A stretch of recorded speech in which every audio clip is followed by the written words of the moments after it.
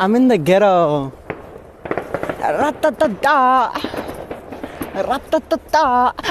Hey guys, what's up? It's Cam. Welcome back to my channel.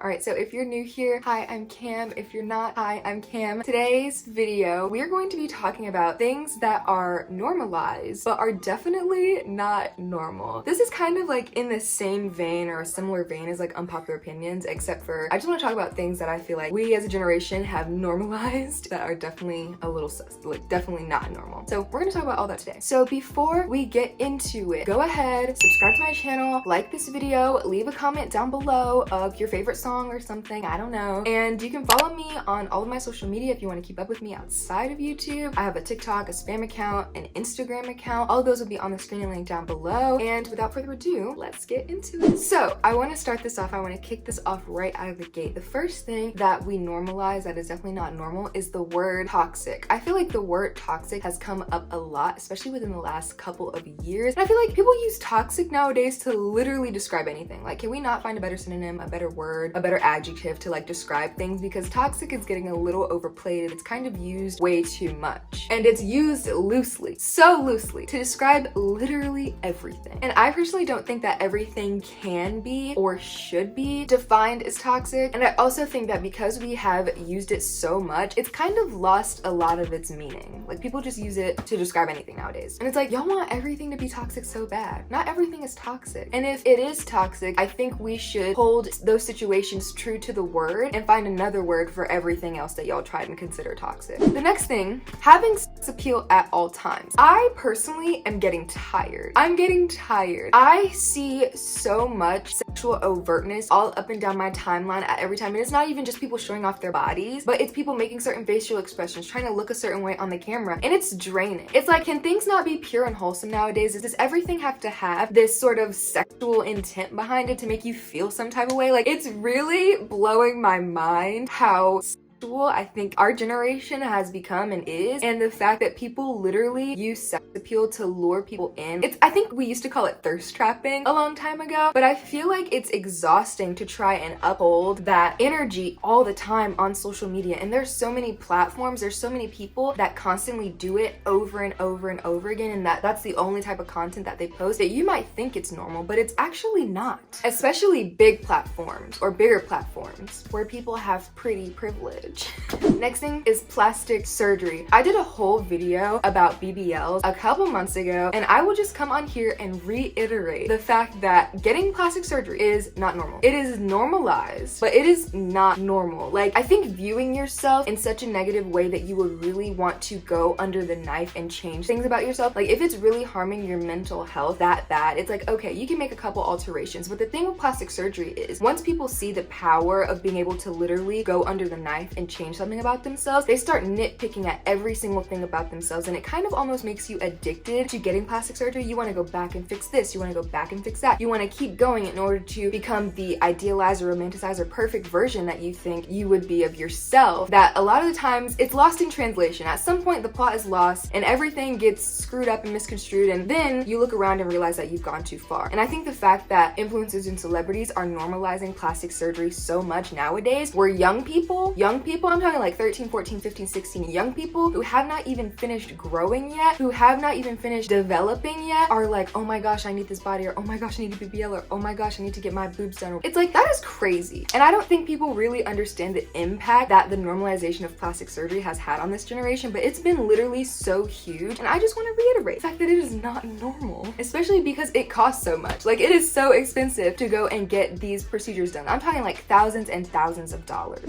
Baby mama culture. Who wants to be a baby mama? Nobody wants to be a baby mama. I know for a fact, as much as people say that they do not mind being a baby, like, no. Nobody wants to be a single mother raising a baby with no help, struggling, trying to work 3 jobs, whatever the case may be, having to deal with a ratchet baby daddy, none of that. Nobody wants to be a baby mama, but the fact that baby mama culture has been so normalized nowadays, it's like a lot of people are aspiring to be a baby mama. A lot of people are aspiring to go and have a baby by an NBA player that they know they don't care nothing about them, to go have a baby by a rapper they know don't care nothing nothing about them just so they can get a bag. People are obsessed with getting a bag nowadays instead of in the interest of their child or their future children, or even in the interest of themselves. And it's getting ghetto boots. Very ghetto. And I think a prime example of this is the Danny Lay situation with DaBaby. That whole entire interaction, whole entire thing was ghetto. Because first of all, I thought yellow bone was what he wanted. And now he got you out here looking stupid with your baby, trying to put you out on the street, trying to do all types of stuff because he doesn't have any ties to you. He is not loyal to you. But the fact that you really think that you can come and swoop in and just be a baby mama, like having his baby will make him feel any other type of way. Like, it's not. Having that man's baby is not going to make him loyal to you. It's not going to make him tied down to you. But a lot of people seem to think that is the case when it's not. And a lot of people normalize the fact that it's okay to just go and have babies by men that you're not married to, or men that don't have no loyalty to you, or men are out here thinking that, you know, it's okay to get a bunch of women. Like, no, it is not okay to get a bunch of women pregnant. It's not okay to make a baby mamas out of a bunch of different women just because you can. Like, wrap it up. Do something. Like, sterilize this man. And the fact that it has become something that people are pushing and celebrating, I don't think we shouldn't be doing that.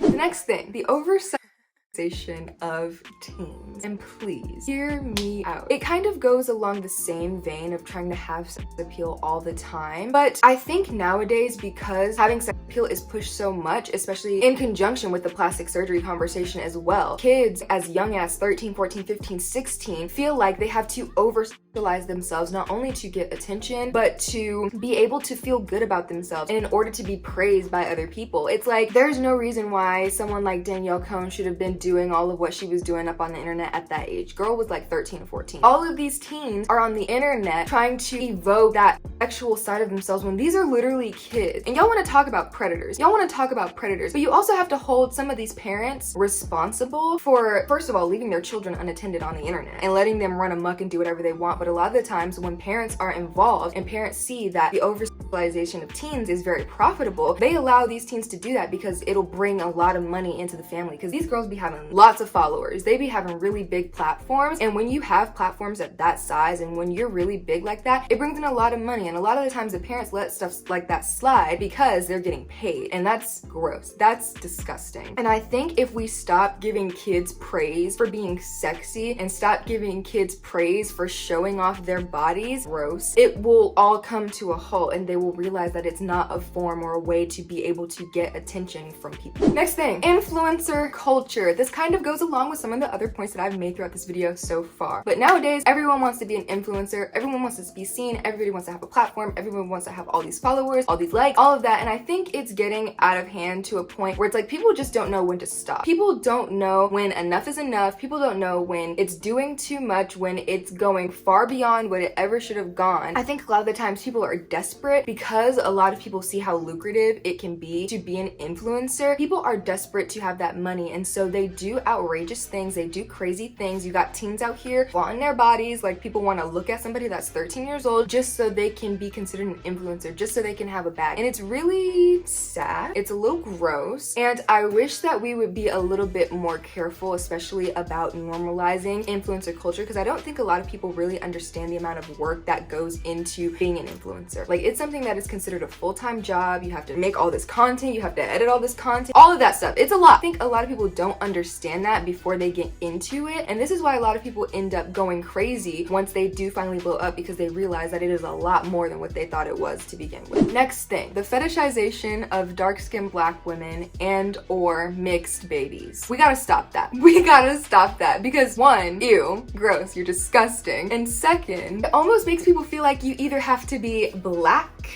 not just like Black, but like Black, or you have to be mixed race, or you have to be white adjacent or look exotic in some way. And that's literally not the case. Like, somewhere along the lines we have become obsessed with looking exotic, somewhere along the lines. And what's really crazy to me is the fact that people will put these women on a pedestal. People will put these people, there's not just women, all types of people will put women, babies, mixed race, dark-skinned Black women on a pedestal just for looking this way. And it's like, you're idolizing someone because of the way that they look. and it's getting a little weird. Next thing, hustling, grinding 24/7, burnout, all of it has got to stop. Why are we making this big push and this big effort to continuously work until you cannot work anymore, until you basically keel over and pass away? Like, it's not that deep. A lot of this stuff is not that deep, and I feel like because society sees the big push that people are trying to make with working, whether it be at their 9-to-5 job, whether it be becoming an entrepreneur, whether it be being an influencer and making content and creating a bunch of content, you're pushing. The algorithm favors people that are consistent, that are consistently pushing, that people push themselves to the brink and don't know when to stop, and don't know what a healthy work-life balance is, and don't know what a healthy relationship is with their work and with the stuff that they're doing, that a lot of people start to go crazy and lose their minds and start to lose passion for the things that they love to do because they just become burnt out. And people love to normalize being burnt out when it's like, that's not normal. I wish we would normalize having a healthy relationship with work and not just constantly working and grinding all the time to the point where you literally can't even think straight most of the time. Like, next thing, social media in general. I think it's become normal. It's become a normal part of our life. You know, we all went through a panoramic in 2020 and that really shut the world down, and the only way we could communicate with each other was through social media. So it has become a very normal part of our lives. But the one thing that I will say about social media is the fact that social media is not the end all be all. It is not the only thing out there. It's not the only way to communicate. It's not the only way to get your things out there and get your things across. But I think because of the fact that algorithms are favorable to people that work and that grind and that hustle and that post to them and that are trying to get themselves out there, it's really sometimes almost no way you can avoid it, which is very sad, especially when you want to kind of try and disconnect. Like, I feel like almost now, in order to disconnect from the world, you literally just delete all the social media apps. People think that social media is the world. So disconnecting from that means deleting all the apps, when that used to mean like locking yourself in your room for however long until you felt like you want it to come out. And so I think the reason why social media has become so normalized is because people put so much value into being able to instantly connect, into being able to instantly buy, and to be able to have instant gratification, instantly look at things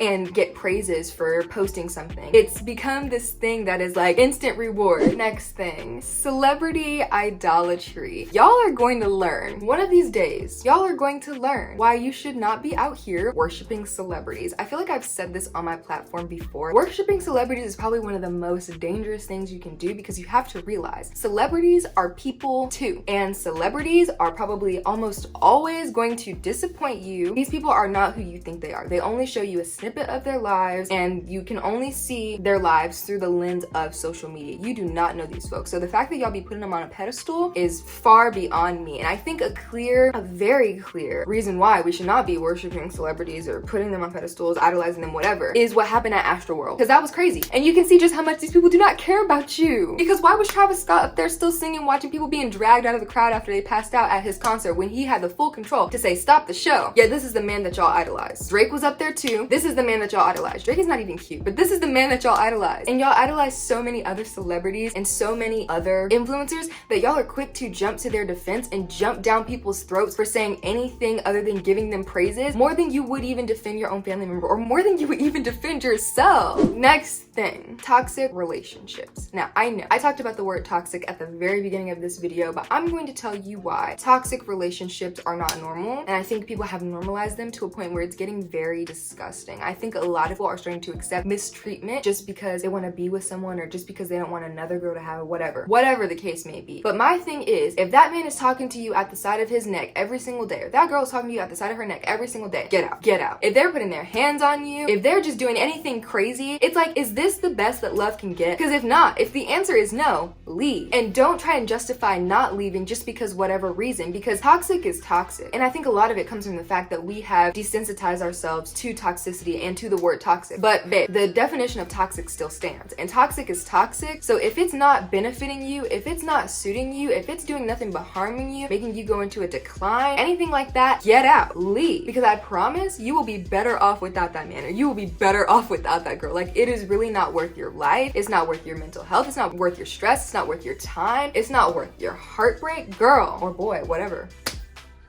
dip. Okay, this is the last thing I'm gonna say before I get off this video. Flexing and spending a lot of money all the time. First of all, these people on the internet are gonna send y'all into debt thinking y'all can just go and drop a bag anywhere and wherever you want at any time. You can't do that because you still gotta report back to your 9 to 5. You still gotta report back to your part-time job. Like, you do not have the funds and the finances to be out here doing it like these celebrities and influencers will have you doing it as quiet as it's kept. Truth be told, they're making you think that you can live the lifestyle that they can't. No, you can't. And the fact that they're promoting flexing and buying expensive stuff that they don't need and buying all of this, like, really just stuff that they don't need and flaunting it for people to see so that people can know they have money beyond me. I am in full support of the black girl luxury movement because I feel like black girls deserve to have luxury, especially after all these years of being put down by literally the entire society. But what I do not support is just getting up on the internet and flexing and spending a lot of money and showing it off just because you can. I think it's damaging to show people on the internet, especially fans, because a lot of these will have fans that are young, teenagers, stuff like that. I think it's damaging to kind of show them that flexing and spending money is like all there is to it, because they're gonna be wondering why they can't have the lifestyle that you have. And it's really dumb because you're promoting just blowing money, and that's not really a positive influence on literally anyone. Like, we should be promoting saving money and making sure that you are secure and financial literacy, all of that. We should be promoting all of that, and it seems like we don't just because we can, and it's really bad.